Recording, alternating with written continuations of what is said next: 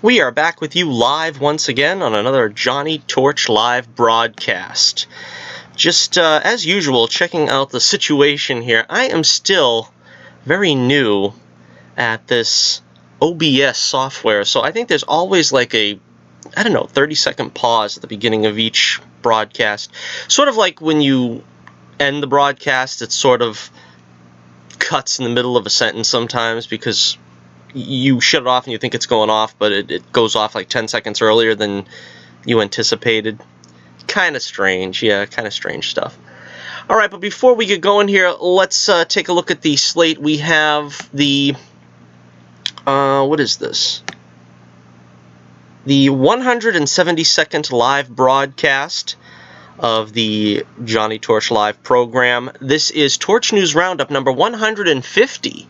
Number 150. Amazing that we've come so far. This September here, by the way, is our anniversary. I think it's been 5 years now that I have been a YouTuber. A D-list YouTuber. But better to be D-list than E-list, right? Or F-list. I can make do with that. Okay, also want to remind you, first of all, I'm going to apologize right away because this is one of those weeks where I didn't get any sleep. I got like 5 hours sleep last night. So if I'm not on the ball with this broadcast, you're going to know the reason why, but I always give it my very best effort to give you a quality broadcast, the likes of which you deserve. The only way to spend your Saturday here with us on the Johnny Torch Live program, of course, we do these usually every Saturday. Next week, we will not be having a broadcast. Why? Because you will be able to meet yours truly, if you are in the New England area, stop on by to the Granite State Con, where I will be selling the Adventures of Bullets Bourbon Private Eye to unsuspecting patrons. And looking forward to this one. I like the Granite State Con an awful lot. It was a lot of fun last year, so I'm really looking forward to it again this year. And this is going to be a lot of fun. It's in Manchester, New Hampshire, and I've got some goodies lined up for the kiddies that are going to be making themselves onto the scene. And we are selling the Adventures of Bullets Bourbon Private Eye's first graphic novel, When the Night Comes. Oh yes. This is the 60-page extravaganza telling the tale of Carrot Top and Pencil Neck teaming up against our protagonist, Bullets Bourbon, the intrepid Private Eye. Old school, all ages, action, adventure, fun. Something that comics are not very much anymore. Fun. But we got a lot to talk about today, so just check the link in the description below. You can check out the Adventures of Bullets Bourbon Private Eye on Bullets Bourbon Comics website. You can also see some more information about the location of the Granite State Con, if you're unaware. It is a event for the 14th and 15th of September. And check out the link in the description below for our Twitter page, where we will... you can follow all the shenanigans I get myself into. That's the way I describe it. And by all means, follow me on Twitter. And if you haven't yet, and why haven't you, subscribe to Johnny Torch on YouTube. We're trying to get 100 subs. Just 100. I'm not a greedy man. 100 subs will make me very happy. We're at 93 right now. Hit that share button, like, and subscribe. Let everyone know how you feel about Johnny Torch Live program and the Adventures of Bullets Bourbon Private Eye. I'll tell you, somebody who has subscribed, Not Lev Gleason. That's his name, Not Lev Gleason. And we're going to talk about, I got a request from Not Lev to review his comic, Not Daredevil. And I've done this before, not very often, because not too many people reach out to YouTubers with a... with a sub count below 100, but actually back before I even knew who Peter Simeti was. Peter Simeti sent me some free comics. I reviewed them. I posted a review. You can find that on one of the early Torch News Roundups when they were still, they were pre-recorded, so to speak. And so Not Lev Gleason reached out to me and asked that I review his comic Not Daredevil, which you can find on his Twitter page, I believe. I don't know if he has a if he has his own website. I really should check that out. Yeah, I guess he's got a blog where you can check out his comics. And of course, Not Daredevil is the comic, and Not Daredevil is based on the original Daredevil from, let me see, from Lev Gleason Publications. I guess that was the comic company that used to put out Daredevil. This is not Daredevil, though, so what Lev has done has taken the old comics and put new captions over the dialogue balloons and so on and so forth. Now, I was given this request a couple of weeks ago, but I haven't been able to do it because of the learning curve I have with OBS. And as it is, I really can't show any panels from the comic because I'm really not that not that advanced in using OBS yet. But I did feel obligated to get the comic out there and see if, we could generate a little support for Not Lev Gleason and Not Daredevil. This issue is dedicated to our rival Gail Simone. You can tell right off the bat that it's going to be pretty funny when you read the dedication right there. From the pages I've seen, it's very funny. It's a very funny comic. Very politically incorrect. If that is your thing, you're going to love this. As you can see right there, where we have the, I don't know who the character is, but the fair damsel is being flogged and going to get cement overshoes, as they say. And from the pages I've seen there was like 2 issues. One was about Not Daredevil in Australia, where Vegemite is a MacGuffin, so to speak, as well as the other issue that I found the most funny was the boxing one, where Not Daredevil gets into the ring with, let me see if I can find it. Let's see. He gets into the ring with the Unholy Terror, unbeaten in over 200 fights against white guys. And who took on the entire American Midget Fighting League at once. And that is just like, that is like hilarious. That's kind of the thing that, if you're against the SJW treatment that comics have gotten by Marvel and even by DC at this point, you're going to really get some amusement and enjoyment and reading pleasure out of Not Daredevil. And of course, Not Lev Gleason is a communist. Apparently, he has all kinds of communist flags on his on his screen name and the Twitter page. He's a communist. He's not looking to get rich off this comic. He's apparently he's just giving it away for free. So you might want to check this out. The only drawback I might find is that there is some vulgar language. There is some crudity, if that is a word, some crudeness in some of the jokes. But that's a taste issue. I don't like a lot of vulgarity and 4-letter words in my comics. But I have to admit, it really is hilarious. I laughed out loud at least 3 or 4 times during the 5 pages that I've read. And, it's difficult to write comedy. As someone who's pretty much writing comedy in The Adventures of Bullets Bourbon, it's hard to write comedy on the page. You know what I mean? It's easy when you have, a stand-up comic, or you got, you can see the live interactions and so forth that the comic is doing, setting up a joke and so forth. But when you got it on the printed page, it's very difficult to get somebody to laugh out loud. So I consider it a success on that merit alone, that it managed to evoke a couple of genuine laughs from yours truly. So again, check out Not Daredevil from @Lev Gleason. Although I think he's going by the name Not Lev Gleason, but that's his Twitter handle. And check it out. You'll get some laughs to be sure. And if anybody has any comics that you want me to review. Now, I don't really have a P.O. box, so I would imagine you'd have to send me a PDF or something. That's probably the only way I'll be able to read it if you want me to, give a review. I'll give you some pub if I can. Of course, it has to be reasonably... it has to be reasonably family friendly. I'm not going to do anything too explicit and promote it, but get in that PG-13 area and you should be good.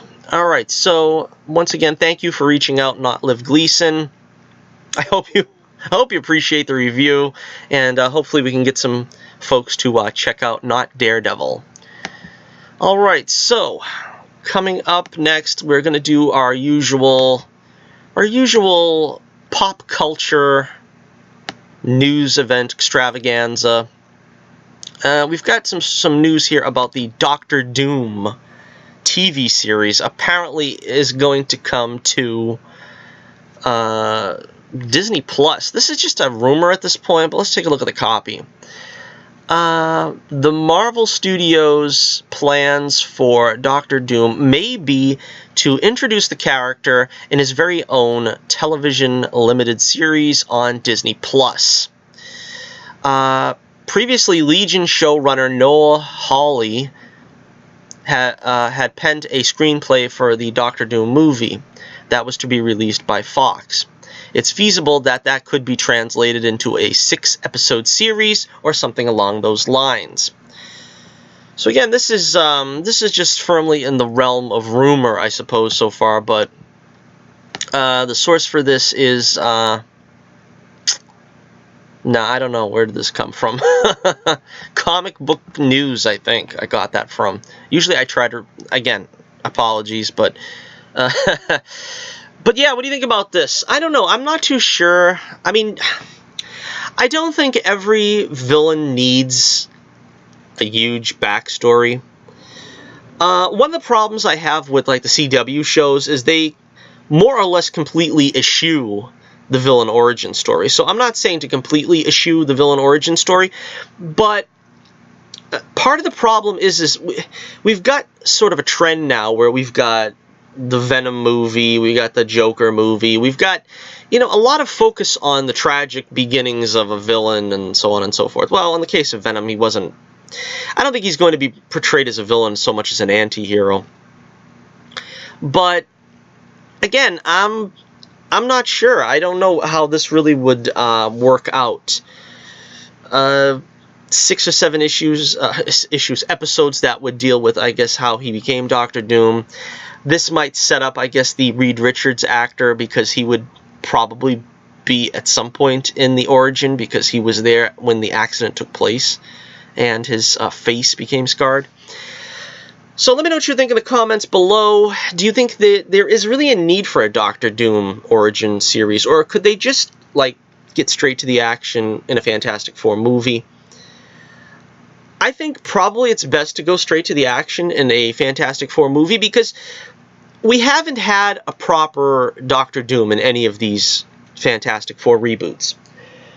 We had the one in the 90s, which I think was arguably the closest in giving us that origin for Doctor Doom, but even there they deviated from the source material and so forth. So I think you could, because, what happens is when they do the origin too many times, people get tired of it. That's the argument for not having Uncle Ben in the Spider-Man reboot for Marvel. You kind of want to, do something with the character that hasn't been done before. And in this case, the Doctor Doom origin hasn't really been shown on film. I mean, the Roger Corman film, I think they did a version of it, but we really haven't had a faithful one yet. So I say give us the faithful one, give us the from Latveria, and do a flashback. I think they did a good job of that in the 90s cartoon, where they had Doom basically giving his origin story to Susan Storm. And, I think that came across the best. Alright, so let me know what you think about Doctor Doom's possible origin film. All right, we talked about this last week, or at least we attempted to talk about it. Let's see here. Wait a second. All right, I gotta get up the copy. Here we go. According to TVO from the Lords of the Long Box YouTube channel, Greg Berlanti is developing the Green Lantern Corps series, which will feature Kyle Rayner. This, of course, here is artwork by Ethan Van Sciver. As we all know, Uncle E to some, Caesar to others. All of the above to many of the rest. And this has already been covered. Like I said, I really should have covered this last week when it was still news, but I'm always a week behind with the news. We also got some Star Wars news that is also old news that we'll be checking out today, so I'm sure this will be a popular video that's going to have everybody paying attention. Let's see. It said the reason Green Lantern Corps will be on HBO Max is that HBO Max will be able to give the series the best budget. And that is probably a smart thing, because I doubt they can do it on the CW. Because as you can see with the Legends of Tomorrow has a decent budget, but even there, they can realize the CGI pretty good, but they don't do it often enough. And Green Lantern would need it probably practically in every frame, right? Let's see. TVO said they don't want to put it on the CW because the CW would not be able to do it justice. Yeah, basically what I just said. The official announcement about HBO Max saw Berlanti confirmed to be creating original movies and content for the streaming service. Well, now, with Berlanti still behind it, this kind of gives me pause, because I think Berlanti and Guggenheim were behind the original Green Lantern movie, right? And that wasn't particularly a resounding success. Also, they're behind Arrow, and of course, they're behind the basically 75% LGBTQ-led Arrowverse. So not the most compelling showrunners for what should be potentially a very exciting series. If you're not familiar with the Lords of the Long Box, the channel claims to have insiders connected to Warner Brothers, DC, Disney, and Marvel, who offer info about the movie and film industry in regards to what comics will spike. So what they do is release scoops ahead of time in order to get the jump on the relevant comics. This from Cosmic Book News. We'll skip some of this. Let's see. Jeff Johns was said to be developing a Green Lantern Corps movie, but there really hasn't been anything said about it in quite a while. Regarding the use of Hal Jordan, it said the character is hands-off and will be used in the movies. I was told at Comic-Con J.J. Abrams is developing the Green Lantern and Superman film. That is pretty interesting. I don't know. I guess they're going to spin off Green Lantern from the next Superman film, although some people are downplaying Superman now, saying, well, they're going to focus on Supergirl. It's not going to be Henry Cavill, potentially. I don't know. Regarding John Stewart, it said that Arrow's John Diggle will fill that role, as Diggle's father's name was Stewart. Also, John Stewart will appear in the upcoming Crisis on Infinite Earths crossover. So, yeah, it's kind of nice. I like it that they're giving David Ramsey his due and giving him John Stewart as a character. I don't know exactly how that's going to work, if this is going to be another Earth. It might be another Earth's John Diggle. It might not be the one that we know from Arrow. But one way or another, yeah, Ramsey's finally going to get, like, that, probably, 9 years invested in the character of John Diggle to pay off and be Green Lantern. That is really cool. And, I'm happy for him. Again, I don't know. This is disappointing to me in as much as that it's HBO Max, and I don't have HBO, and I don't particularly feel like having to subscribe to something else. If they were smart, they would probably put it on Disney Universe, because I'm already tempted with Disney Universe because they got a couple shows there. But again, the budget probably being what it will be, I don't think Disney Universe could probably handle it. They couldn't handle Swamp Thing, I think. That was a pretty... At least it looked, from the little I've seen of the behind-the-scenes stuff, it looked pretty ambitious. So I think that probably is what did them in. Yeah, so alright, that's about it. Let me know what you think. You think this is a good idea? This is sort of the second string Green Lanterns, though. I mean, Jon Stewart is an A-lister for the Green Lanterns, but I think Kyle Rayner is kind of the B-list, as well as probably they'll have Guy Garner, I guess. And some of the other characters. There was the character that EVS created. I can't remember her name right now. I can't remember what her name is. But she got killed off, I think, in the comics recently. I don't know. And, of course, Kilowog. He's kind of a B-lister as well. But it would be interesting if they can get all these guys on this show. I would definitely want to see it if they could pull it off. So let me know what you think in the comments below about Green Lantern, the potential series on HBO Max. Alright, next up. Now, we talked about this last week, the Birds of Prey movie. Let me take a sip of water here. Excuse me. We talked about the trailer and we showed some images last week. These are some behind-the-scenes images we have now of this is the reshoots going on in the Birds of Prey movie. We've got Harley Quinn on roller skates trying to catch up with... Apparently that's going to be Huntress. Again, you can't tell any of these characters apart from Harley Quinn. From the what we've seen in the trailers and so forth, Huntress just wearing leather could be anyone. I think even the Arrow Huntress at least evoked the way the Huntress looked with her costume somewhat more than this.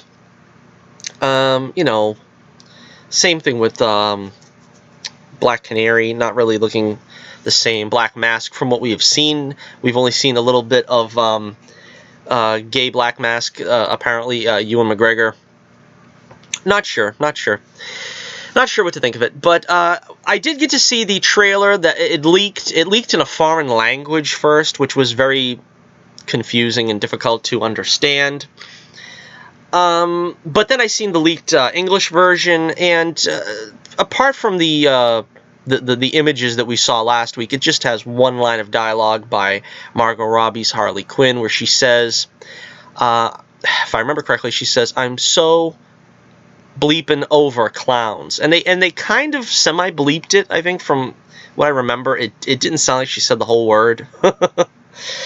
But again, betraying that this is going to be an R-rated film, and again, I'm disappointed with that. I'm not going to go into my usual tirade where I think these characters should be for all ages and so on and so forth. I'm sure you've heard it a million times. But the trailer is going to be released, I believe, with it too. So you might be able to see that on the big screen. They're not going to release it on the small screen. You have to find it as a leak, as I did. It shouldn't be hard, really. That's why I said it's pretty stupid that they're doing this. But the leak is high quality, high res, so, you know, it's not really like you're losing anything by seeking out the leaked version. Alright, so this is apparently a high-speed chase. And we've got a few more images here. This is some kind of weird contraption that apparently Harley is going to have to try to stop from exploding or something. Either that or she's taking a roast out of the oven or something. Bending over a hot stove is Harley Quinn in The Emancipation of the Fantabulous Harley Quinn. That thing looks like to me, that reminds me a little bit of the microwave emitter from Batman Begins. That, I don't know, that's what it looks like to me, I'm not sure. And, let's see, we have a couple more images. Let's see. This is more of her behind the speeding motorbike. And, yeah, that's about it. I don't know, there really isn't a whole lot here. Here's Margot, I think, just leaving the stage. So, yeah, that's about it for our our update on the... thanks to Just Jared, by the way, for these images. But that's a look at the reshoots for the fantabulous emancipation of one Harley Quinn, aka Birds of Prey. And again, I honestly don't know what to make of it. Let's hope for the best.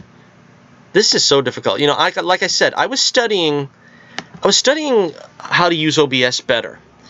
And I wish I could do a lot more with it, but it's a slow learning process, you know what I mean? It's a learning curve. I'm happy with the software, you know what I mean? It's really fun, especially, like I said, I could get the crawl there. I can get images up, you know, so much easier with this than I could with Google Hangouts.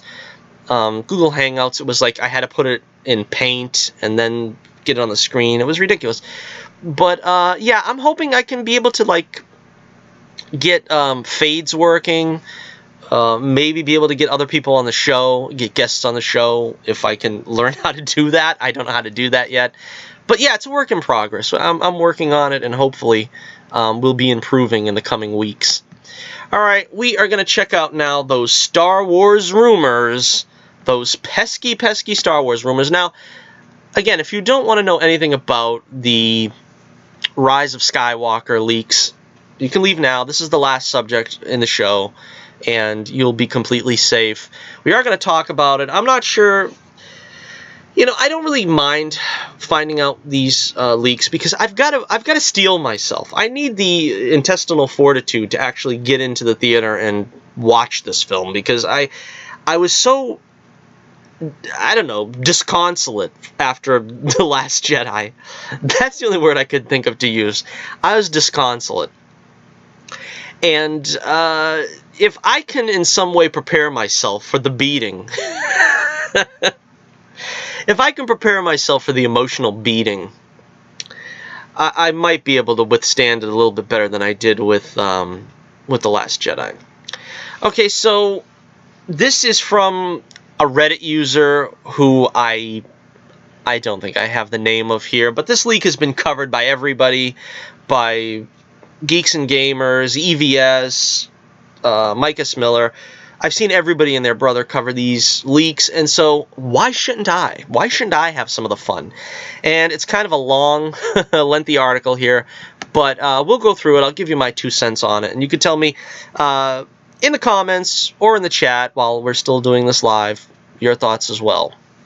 And we'll have a little back and forth if that appeals to you.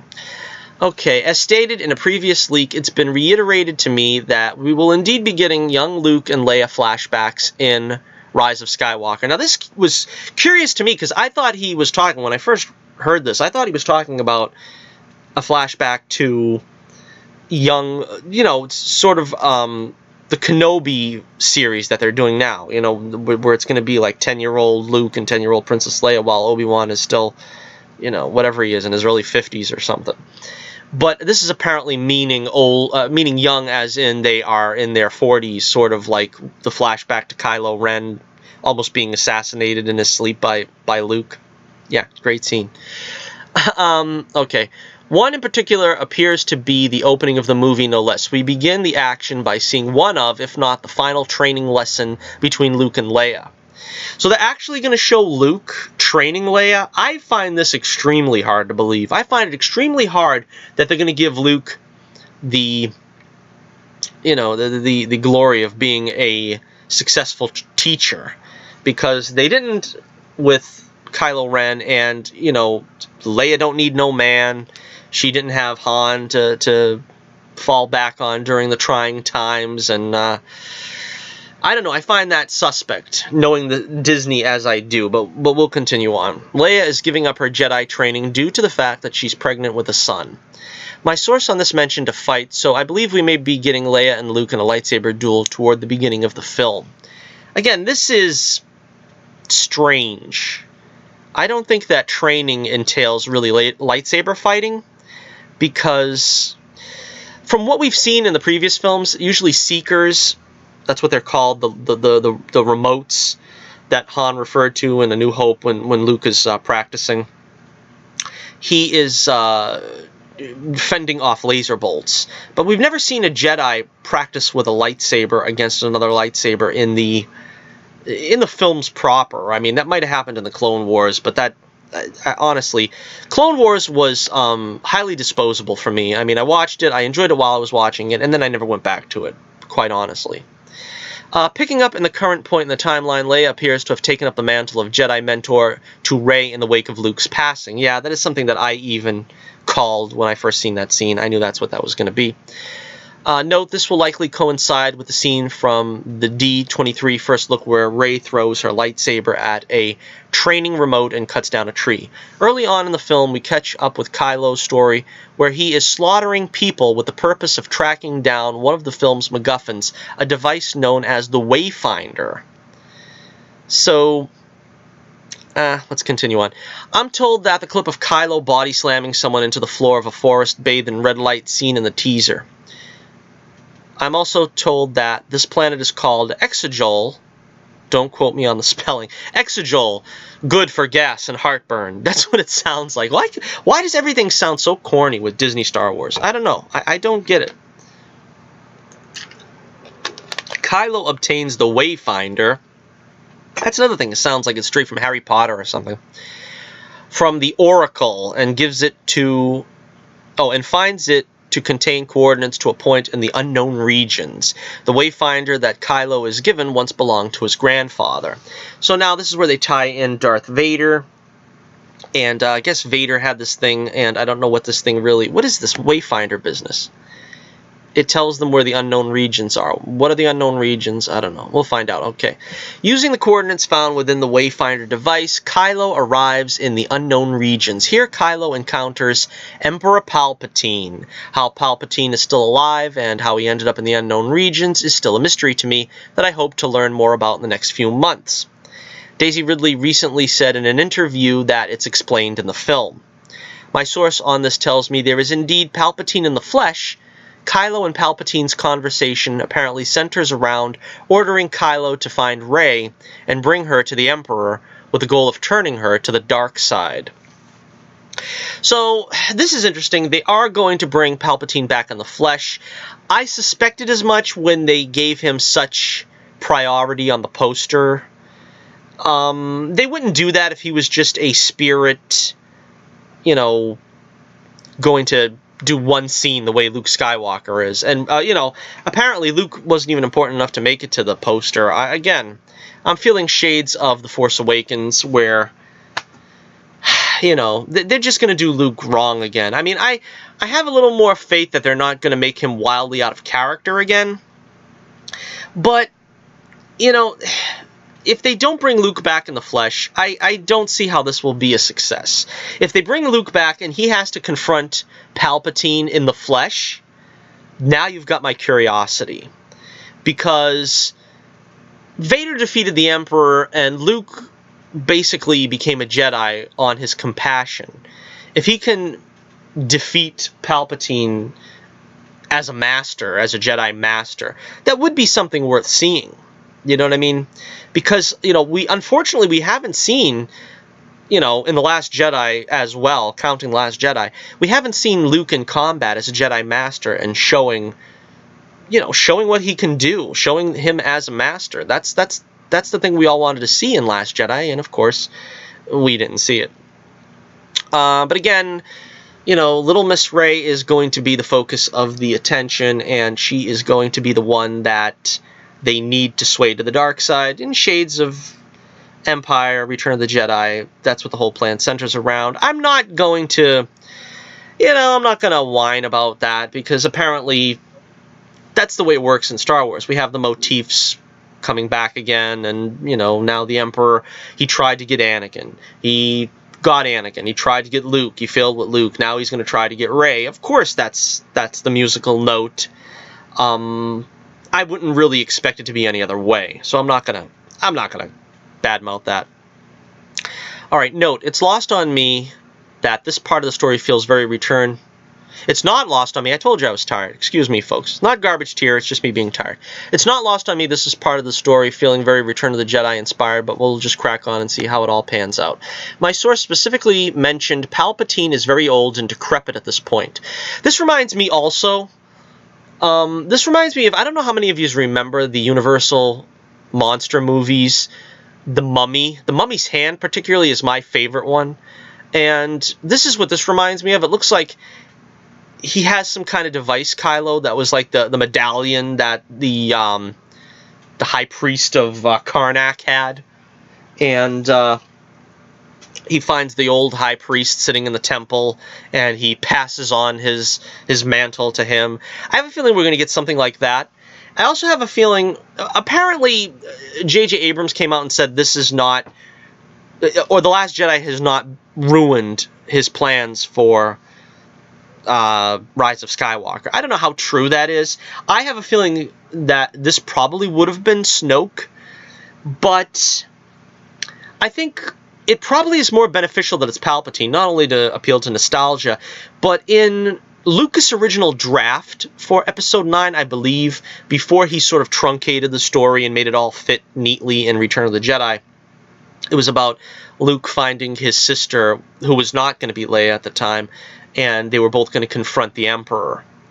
And so I think it kind of, again, is going in a, the musical motif is repeating. This is kind of what Lucas originally intended. This might be something that Lucas advised them to do, seeing as how he was brought in, apparently, to have conversations in the story sessions. I'm not sure. Palpatine possibly on the verge of death. A little bit of Googling reveals that Palpatine is thought to have been born around 84 BBY, making him in the neighborhood of 113 years old by the events of Rise of Skywalker. His goal in luring Kylo to him and converting Rey to darkness is more or less to have Rey and Kylo inherit his new empire and for them to rule it together. So, again, I guess, Palpatine, gonna go the way of all flesh, still wants to rule the galaxy. I'm not sure exactly how. The Sith are more living in the moment. I don't really see him passing a mantle. He would probably try to find a way to, live on. Live longer. I don't know. Live long and prosper. It's a Vulcan thing, but it probably applies to the Sith. In order to facilitate bringing about this new empire, your new empire? Palpatine has spent his 30 years of PTO, what does that mean? I have no idea. Creating a fleet of Death Star destroyers. Note, I don't know if this is their actual name or not. Personally, I hope not. It's a bit on the nose. Which appears to be exactly what they sound like. Star destroyers with Death Star tech mounted on them, giving them the capability to destroy a planet. So again, we return to sort of a Death Star being part of the plan. You know what I mean? It's all part of the plan. And apparently, why have one big Death Star when you can put the tech on Star Destroyers and destroy planets 15 times faster, right? Apparently, this technology was unleashed 30-odd years ago. That Pandora's box can't be shut again. According to my source, these Star Destroyers make up the Sith fleet that housed the new Red Sith troopers that were showcased at San Diego Comic-Con in July. I wrote this prior to the first look being shown. The fleet has since been confirmed. It's comprised of Imperial Star Destroyers hiding in the unknown regions, and we see what happens. We see what appears to be their planet-destroying capabilities during the real. Enough about Rey and Kylo. Let's get back to the rest of the Resistance. Apparently, we catch up with Finn and Poe returning to the jungle planet depicted in some of the behind-the-scenes images shown at Celebration. The duo has been in contact with an informant from within the First Order. The mole has told Finn and Poe about Kylo coming into possession of the Wayfinder. Now, I think this is the black girl. I don't remember her name either, but she's the mole. We heard about this, I think, in a previous leak, that there was going to be a woman that was going to be a sort of underground contact working from the First Order or something like that. This might tie into that original leak. Not sure. Let's see. It's unclear to me if anyone in the Resistance understands what the Wayfinder is or where it leads. They just want to find it. Poe and Finn tell Leia about this, and she sends Rey, Chewie, 3PO, and other droids to accompany them on the mission. In order to get them going on their quest, Leia puts them in contact with somebody on Pisana, the desert planet filmed in Jordan. Again, this is this was supposed to be Leia's big movie. This was Carrie Fisher's big movie. I don't know how they're going to utilize her so much, considering she only has a few scenes of, you know, excised footage from the first two sequels. I don't know how they're managing to do this, because apparently they're not going to CGI her. I don't know. It's at this point in the story where the Resistance team makes their way to the desert planet seen in the teaser and behind-the-scenes footage. It's revealed that Leia's contact is Lando Calrissian. Lando points them toward another one of our MacGuffins, a Sith artifact that apparently turns out to be a dagger. This dagger has some sort of writing on it that 3PO can't decipher. So apparently Lando's been hanging out all this time on some desert planet. Yeah, gee, that really sounds like him, right? I mean, during the most desperate of times, Lando was in comfort and, you know, prosperity, even though he had to make deals with the Empire. Now, well, you know, I guess I should be glad they didn't regress him the same way they regressed Han and made him just another, you know, just made him a scoundrel again and, you know, trying to cheat seniors out of their money in gambling dens. I don't know. I guess it's a positive. We'll look at it that way. My source understands this to be a Sith language. That description is pretty vague, but the key point is sound. Heroes find dagger. Dagger has writing on it that 3PO can't read. It's during our hero's time on Pasaana that Kylo initiates a Force mind link between himself and Rey. Through their connection, Kylo discovers where Rey and the Resistance crew are and leaves to pursue them. You know, they're still going back to that. I don't have too much of a problem with that. That has been established in the original trilogy, right, between Vader and Luke, that he could kind of talk through the Force to him, and he could kind of sense where he is. I think, well, he can sense when he was near. You know what I mean? He only felt him when he was like within the same solar system. So it depends how far they're going to go with that gimmick. Let's see, eventually Kylo and the Knights of Ren arrive. Well, they're finally bringing the Knights of Ren in after about 2 movies and a half. And they begin to attack our heroes. One thing leads to another, and the Resistance crew gets outnumbered, and they're forced to make their escape on an old ship, leaving the Millennium Falcon behind.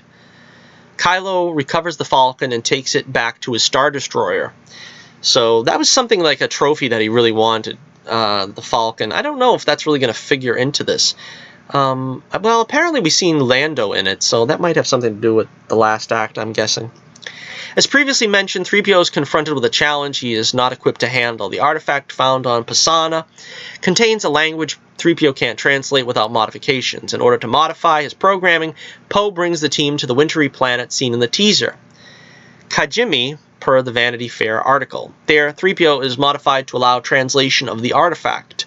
I'm told that the modification is done by a small alien, possibly the one pictured in Image A from a post 6 months ago.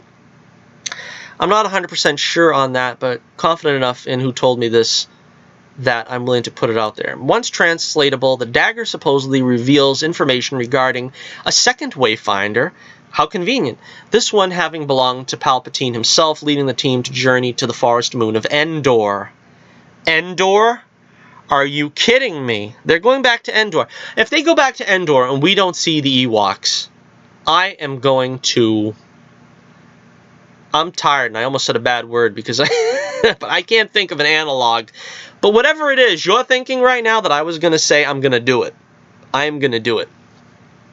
Because you don't go back to Endor and not show the Ewoks, you know. Show us, you know, bring back Warwick Davis. I'm sure they're going to bring him back. But bring him back as Wicket and have him have like a long white beard, like a long white Moses beard on Wicket, and have him be like the village chief.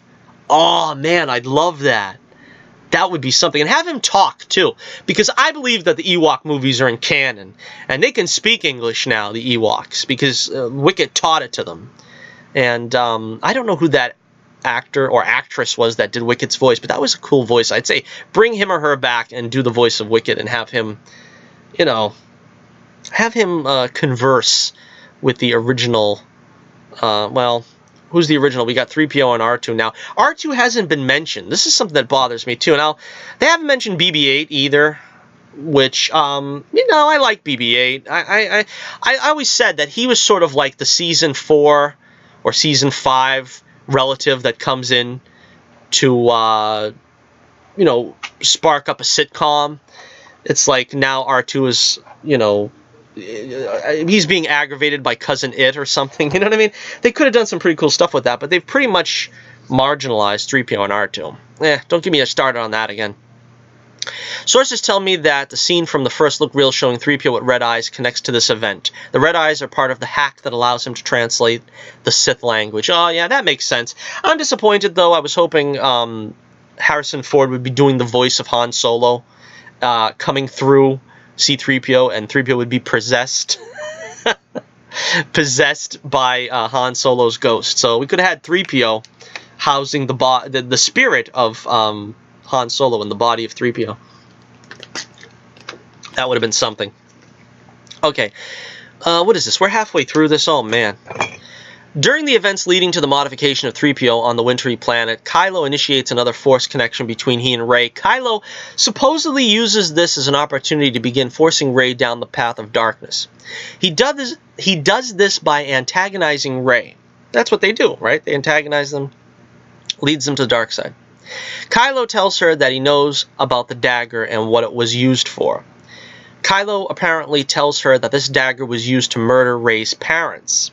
Kylo maintains that her parents are nobodies in the grand story.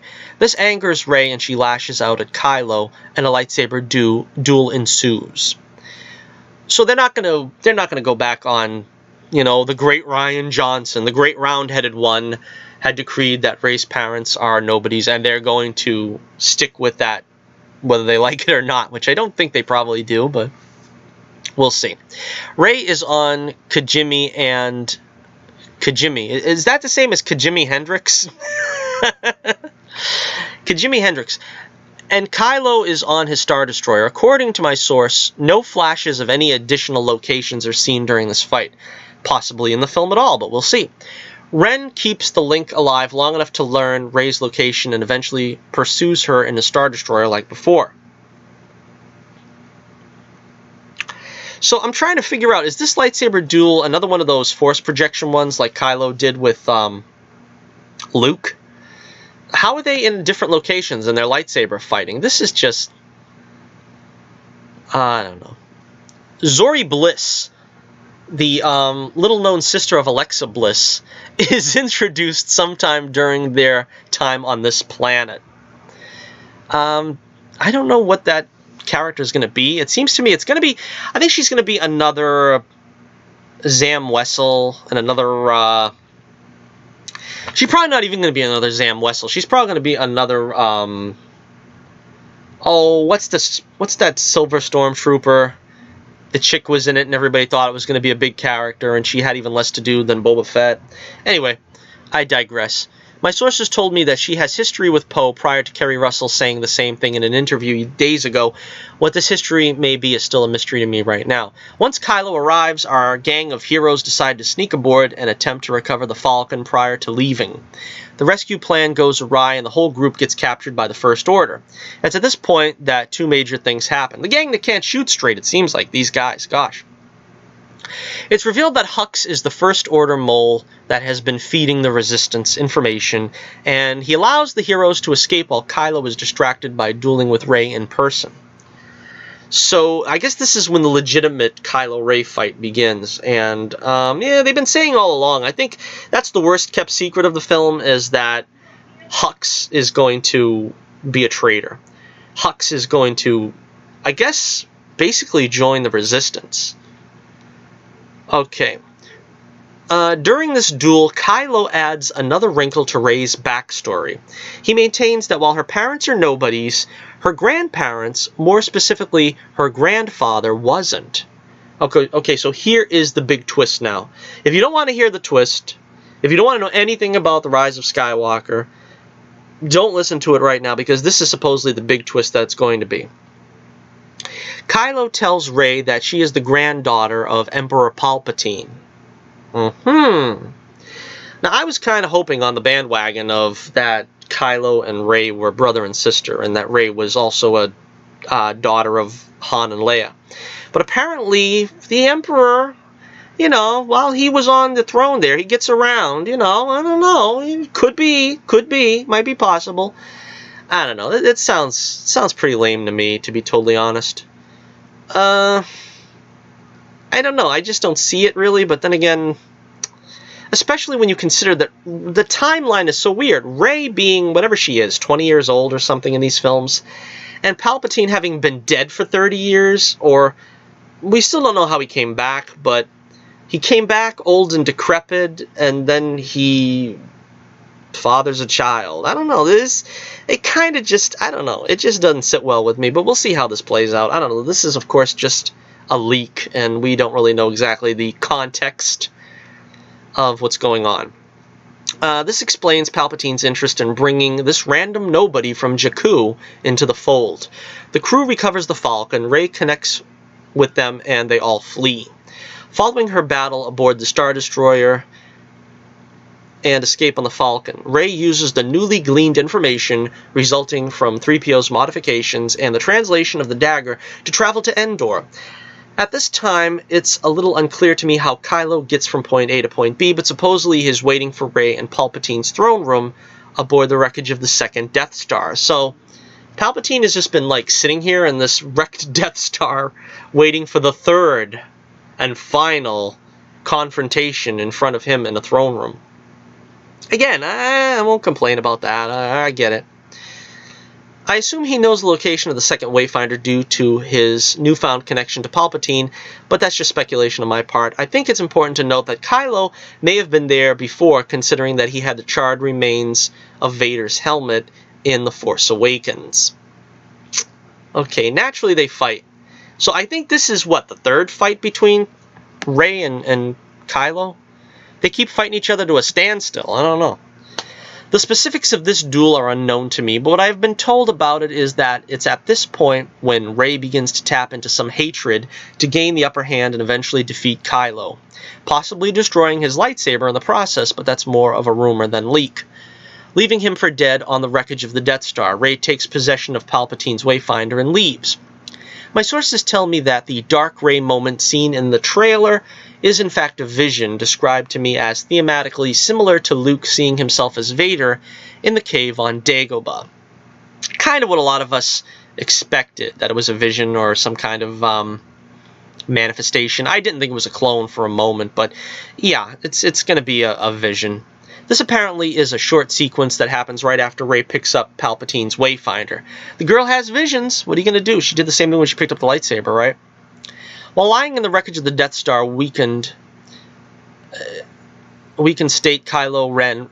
what is this? I don't know. This might be garbage chair. This might be just me being tired. Let me read this again. While lying in the wreckage of the Death Star, weakened state, Kylo Ren reportedly sees a vision of his father. See, here's the second big note. This is the second big twist that you gotta not see it coming. Does this mean they'll actually get Harrison Ford back? Now, I was saying all along that in order to salvage this, you're going to have to bring back Harrison Ford as a ghost. I don't think you bring him back in the flesh. I think you can bring Luke back in the flesh. That'll help salvage it. But you got to bring Harrison Ford back as a ghost. And apparently it looks like that's what they're going to do here.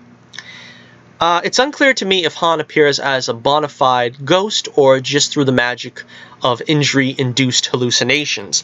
But this interaction supposedly acts as Kylo's come-to-Jesus moment. Han tells Kylo that it's never too late to change, and when he leaves Endor, he leaves not as Kylo Ren, but as Ben Solo. So, see, they needed that, because with Kylo killing Han, you really can't root for him anymore. I mean, I don't care what he does heroic. It's very difficult to root for him having killed his father, and you need to have Han's, for lack of a better term, forgiveness in order to redeem Kylo Ren. I think it's sort of that they wrote themselves into this corner, that they needed this, but had he not killed Han, maybe they could have redeemed him in the usual manner, but this might work on the basis of when you have Han basically forgiving him, you can kind of redeem the character. It might work, is all I'm saying. I don't know. But I do think it's necessary from what they're left to work with, so to speak. All right, this duel is a critical tipping point for Rey as well. What duel are they talking about? I guess that was the final duel with them two. I'm told that in the wake of her confrontation with Kylo, she takes the Wayfinder and flees to Ahch-To to collect her thoughts. Her mindset is reportedly mirror Luke's while he was there prior to and during the events of The Last Jedi. The vision of a possible dark future for herself in conjunction fact that she nearly killed Kylo scared Ren in the same way that considering killing Ben in his sleep scared Luke many years prior. She fears the path she was headed down and decides to swear off the Jedi, exiling herself to Ahch-To. Rey scuttles the ship she used to get there just like Luke once did, and she caps it all off by casting Anakin's reconstructed lightsaber toward her ship. Just when it looks like the Jedi Order is going to end again. Let me pause for a second here. So they thought it was a good idea to have us remember how Luke was on Ahch-To and have Rey go back there. It was a nice looking location, but I wouldn't be trying to remind viewers of The Last Jedi at all. And apparently she just wants to give up the Jedi now, which is kind of... I don't think this tells us anything about why the film was called The Rise of Skywalker. I'm not sure, but I'm guessing that comes into play here. And of course, here is where the ghost of Luke Skywalker is supposedly going to come in and give her the pep talk, and he is going to supposedly redeem the character of Luke Skywalker that we lost in Last Jedi, and he's going to look and act and sound like Luke Skywalker of old here. Let me get back to the copy. The specter of Luke Skywalker appears to Rey holding her discarded lightsaber. Now, if he's a specter, how is he holding that lightsaber? Does that make any sense to anyone? He's got to come back in the flesh. He's got to. If they're gonna salvage this, if they're gonna save this film, he's got to come back in the flesh. Let's see. He does what all good Force ghosts do, gives our hero the resolve to do what needs to be done. Finish the work Luke began over 30 years earlier and put an end to the Emperor once and for all. According to my source, Luke passes on Leia's lightsaber to Rey. I don't know where it came from, where it's been all this time, or how Luke is able to give it to Rey, but what I can tell you with only about 50% confidence at this point is that Leia's blade is supposedly blue. I kind of expected that. I think she looks like a blue lightsaber holder. Bolstered by her conversation with Luke, Rey takes Leia's lightsaber, transmits the location of the Sith fleet to the Resistance before heading out herself. Well, she probably should have done that early on so that they could get the jump on the bad guys, right? Alright, so here's the final thing. Okay. On the subject of Force ghosts, Luke makes another appearance around the time of Kylo and Rey's crisis of faith. Back at the main Resistance base, Leia is on her deathbed. So, in a way, this is comforting that they're going to allow her a death scene, you know. But again, this is basically just because they had the footage from Last Jedi with her in a coma for most of that movie that they could probably recall her in that situation, that scenario. It might work. Again, a lot of this I'm saying might work. There's a couple of things I think sound just completely dubious, but a couple of these things might work if handled well. But again, I don't want to get my hopes up. I don't want to get my hopes up at all. And of course, Force Ghost Luke is going to visit dying Jedi Master Leia at her deathbed. Let me see, where were we? My source describes it to me like Yoda's death in Return of the Jedi. Nothing bad happened, it was just her time to go.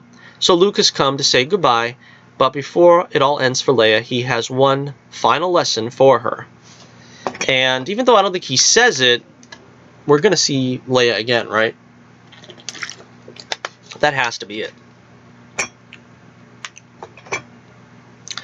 Okay, I think we're finally at the end here. From what I've learned, from what I've been able to put together, the final act of the film is structured like this. Rey leaves Ahch-To and travels to the Sith fleet in the unknown regions. Eventually, the Resistance fleet arrives and battle ensues. Somehow, Rey finds her way to the Emperor, who's been waiting for her. Palpatine confirms that what Kylo told her was true.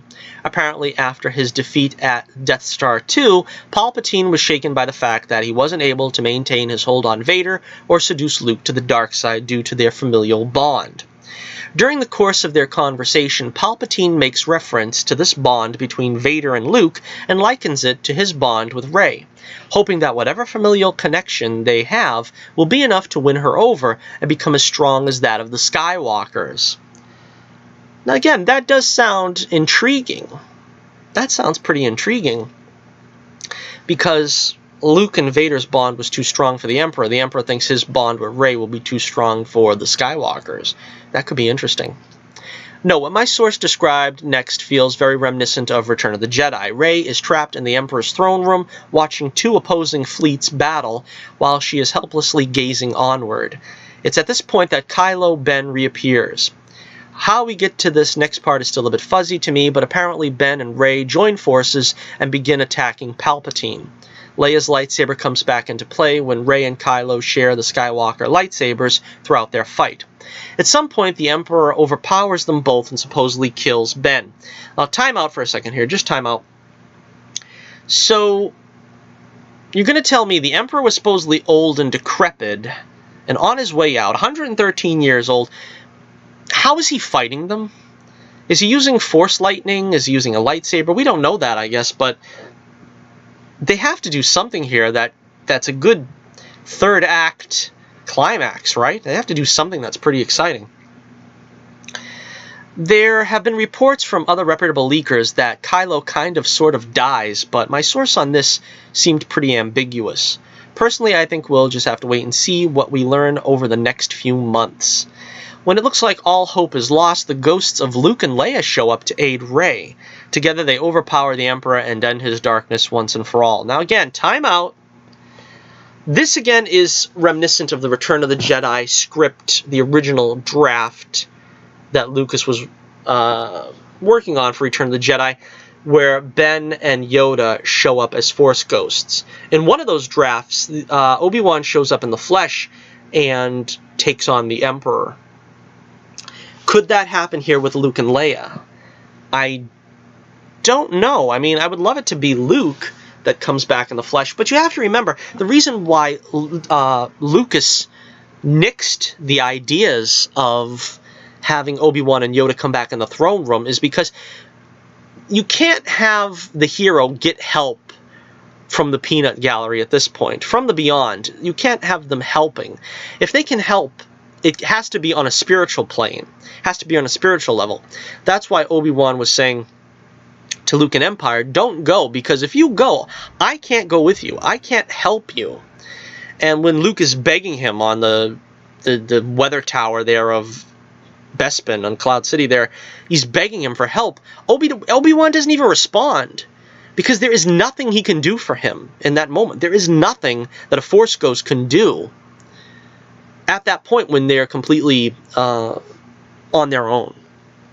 So again, I don't know how this is going to work. Unless they do try to find a way to bring Luke back in the flesh, that might work, and perhaps have Leia there as some kind of, to raise the emotional stakes. I don't know, to have her as an onlooker. I don't know. All right, to wrap this bad boy up, because we've been going on for, over an hour here. Let's see. Where were we? A big block of text here. As for what the other members of the Resistance are doing at this point, they are engaged in a space battle against Palpatine's fleet led by General Pride. I don't know who that is, but I'm willing to bet that's what's that guy's name from Doctor Who? I think he's going to be the new de facto Hux, because they needed Hux to be a turncoat or something. I don't know. The Resistance's goal is supposedly to take out the flagship, severing communications and making navigation out of the unknown regions impossible. That's interesting. The flagship is destroyed around the same time that the Emperor dies. The last thing I was told is regarding the final sequence of the film. Now remember, this is what Kevin Smith said was going to blow everybody away. We just heard recently, too, I don't think I covered the story either, but John Williams came out and said, as he's scoring the film now, that the final sequence will blow you away. It's supposedly this very powerful and potent climax to the film that's going to really, I don't know, send shivers up the spine and bring a tear to roll down one's eye. Alright, so this is the way he describes it. I don't know why, but our heroes travel to Tatooine. During these scenes, it is supposedly revealed that Rey has cannibalized Anakin Luke's lightsaber and Leia's to make one of her own that supposedly has a yellow gold blade. She buries the leftover pieces on the grounds of the former Lars homestead. Who's living there now? Oh. The final shots of the Skywalker saga allegedly echo how the adventure began in 77, our heroes gazing at the final... Our heroes gazing at the horizon, dreaming of the future as twin suns set in the distance. So there you go. There is your leaked review of the Rise of Skywalker, and I guess maybe it's at that point they're going to try to call it the Skywalker and not the Jedi anymore. I'm really so opposed to that. That's gonna be the thing that ticks me off the most. If they're gonna get rid of the term Jedi and replace it with Skywalker, again, I'm gonna be majorly, whatever, fill in the blank. Her making one lightsaber out of the two Skywalker children blades, that kind of sounds cool. With a gold lightsaber blade, that kind of sounds cool, because I always felt like, you know, why don't we have other colored lightsabers? I kind of like that idea. And if this is like something new where there's a new type of lightsaber or something that she, took from, former Jedi tech or something, that might be cool. But I don't know. Again, I don't know what to think of this. Again, some of it sounds like J.J. Abrams doing the best he can in a bad situation to sort of salvage the really deplorable and sad state that Star Wars is in now. And again, I think they're going to try to go for the feels. They're going to try to evoke Han, Luke, Leia the way that we remember them. Because remember, J.J. Abrams, if nothing else, he knows the iconography. He knows the iconic moments of Star Wars and what constitutes an iconic Star Wars moment. I think he's going to trade on nostalgia a bit, but I think that's not a bad thing. I mean, that's kind of what we need to, wipe the taste of The Last Jedi from our collective mouths, seeing as how, there really is nothing left after Roundhead Ryan Johnson pretty much burnt the franchise to the ground. He really raised the franchise. And I honestly don't know what will save it, and I doubt this movie will. But I think this will probably be what The Force Awakens was, and be sort of a palatable film. Something that, it's not going to be hard to take. You're going to be able to take it down, and people will be like, yeah, I kind of felt like I was watching a Star Wars movie, but it's way too late to try to salvage this franchise at this point. So again, let me know what you think in the comments below. Let me know what you think about these leaks, if you have indeed listened this far. Let me know what you think. Is the Rise of Skywalker going to, if these leaks are of course true, going to renew your faith in Disney Star Wars, or is this just sort of the last nail in the coffin for Star Wars, and it's pretty much over. It's pretty much the fat lady is sung, and no matter what they do at this point, it can't be good, right? Can it? Well, anyway, that ends another exciting excursion into the realm of pop culture. We gather together here every week on the only way to spend your Saturday here with us on the Johnny Torch Live broadcast. And like I said, a reminder, we are not going to be here next week doing a live broadcast. I might try to do one in the middle of the week, or it might be just delayed until the beginning of next week.